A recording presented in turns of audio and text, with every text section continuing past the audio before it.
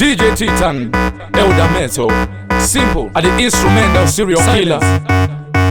Original silent killer. Shakatangira pa mixtape breakthrough. When we make our entrance brand new. Tichi bakaridza ngoma rangu ni mistake. Pakato yitika earthquake. Tried and tested, up in the sky. Mana elevated, well celebrated, so complicated. Kushika pop, damn soro when muroi uri marinated. Stay motivated, direct educated, emancipated. I'm educated, most imitated. Mana photocopied, co-copied. But me no frustrated. Kana tika donati no simbu ka simbu. Chatiska kwani se urefura stuka. Nekuta kifeta kakutuka.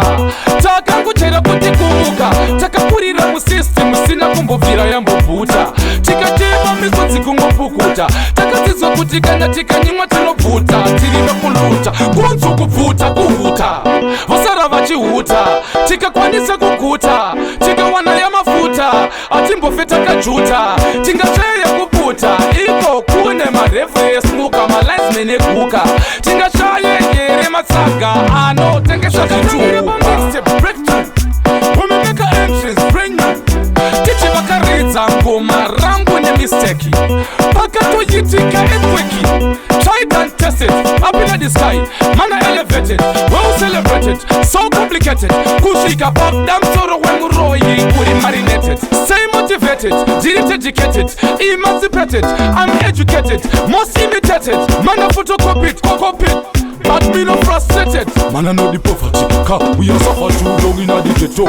It a coulda made away. Me and my family, me that's them. Sufferation coulda wipe out my whole generation entirely. Can't see properly. Namo I did a show kutamba kunge befali. Jo, hempa shungu ya kupinda muzi kombati. Yampa shungu ya kuroza. Mama mixtape breakthrough. When we make our entrance brand new. Tichi bakaridza ngoma rangu ni mistake. Pakato yitika earthquake. Tried and tested, up in the sky. Mana elevated, well celebrated, so complicated. Kushika pop, damn soro when muroi uri marinated. Stay motivated, direct educated, emancipated. I'm educated, most imitated. Mana photocopied, co-copied. But me no frustrated. Kana tika donati no simbu ka simbu. Chatiska kwani se urefura snuka. Nekuta tifeta kakutuka. Taka nguchera kuti kumuka. Taka kurira mu system sina kumbovira ya mbubuta.